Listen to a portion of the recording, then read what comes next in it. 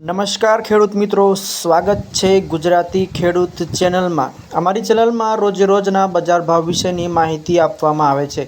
તો બજાર ભાવની જાણકારી માટે અમારી ચેનલને સૌપ્રથમ સબસ્ક્રાઇબ કરી લો, જેથી કરીને તમામ માર્કેટ યાર્ડના બજાર ભાવની માહિતી આપ સુધી પહોંચતી રહે।